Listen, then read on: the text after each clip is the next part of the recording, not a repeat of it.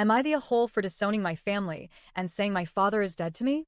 This might get long, but I need to get it out of my system because I feel like the only way for anyone to understand my reaction is to hear the whole thing. I'm 22F and I have 3 siblings from my father's side, 2 brothers and 1 sister, who's 35 now. Despite the big age difference, my sister and I always had a really good relationship when I was younger. She was the sibling I felt closest to, the one who'd take me out when I was little, braid my hair, bring me small gifts, and tell me about her life. We'd spend hours talking about random things, laughing, and I thought that bond was unshakable. Even after she moved away when I was in my teens, we still kept in touch over the phone, and even though it wasn't as often, I still felt like she was in my corner. I truly believed she would always be there for me if I needed her. My relationship with my father, though, was complicated from the very start. I was what people call a late child. My parents had me much later in life, and from everything I've been told, they had this perfect vision in their heads of what I would be, a healthy little girl they could show off to family and friends, almost like a trophy. But I wasn't born the way they imagined. I was born with disabilities. My legs don't work properly, I have spinal damage, I can't carry heavy things, and I can't walk long distances without pain. Instead of seeing me as a person with my own worth, my father seemed to view me as a disappointment right from the start.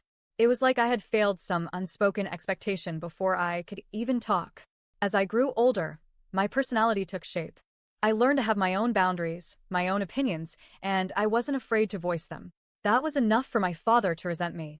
He has this belief that he's always right, no matter what, and if you disagree with him, you're automatically wrong, disrespectful, and against him. My mother, in all of this, was mostly passive. Sometimes she would be on his side, telling me I should just keep quiet, that I brought things on myself. Only rarely would she step in to stop things when they got really bad. When I was 15, things escalated. Arguments turned physical. He started using his strength against me in different ways, and it terrified me. My mother would usually just watch or yell at me for starting it by talking back. On the rare occasions she tried to stop him, it was only because things had gotten truly out of control. I learned pretty quickly that in this house, my father's word was law, and there was no point trying to win. When I was 16, I overheard my parents talking one night, and my father said that the second I turned 18, I was going to leave school and start working full-time. No choice, no discussion. At the time, I just nodded along and kept quiet because I didn't think there was any point arguing. But when I was 17, I changed schools and something in me reignited. I started to enjoy learning again. I started thinking maybe, just maybe, I could go to college or at least finish school and find a job I actually liked. My father saw this as defiance. He became furious, and the punishments got worse. He started restricting food, telling me I wasn't allowed to eat what they bought unless there were leftovers from their own meals. I wasn't allowed to use the lights or the heater in my room. He would threaten to kick me out constantly. Every interaction felt like walking on broken glass. Then, just after my 18th birthday, he was diagnosed with heart disease. He immediately quit his job and never went back to work. He spent his days smoking, playing games on his PC, and expecting my mother to do everything. And somehow, even with his health problems, his temper toward me never softened. In the middle of all this, I reached out to my sister, the one I'd always trusted. I told her everything, how I was treated, the restrictions, the constant threats. I begged her for help. I didn't even mean moving in with her necessarily. I just needed someone to take my side, to tell me I wasn't crazy. She gave me nothing. She said my father was sick and tired, and that I must be misunderstanding things.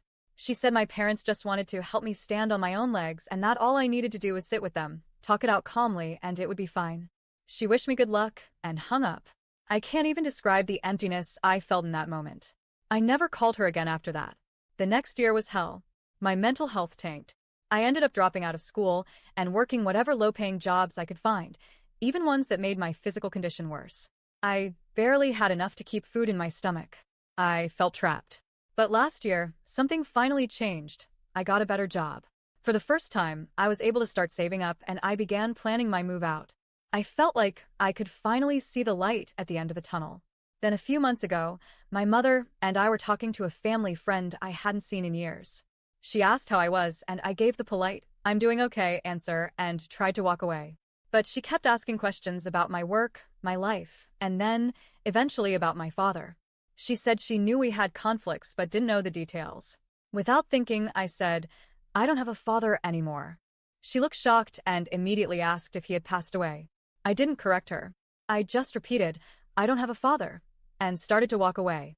Then she asked about my siblings and I told her, I don't have any of those either. Later that day, my phone started blowing up.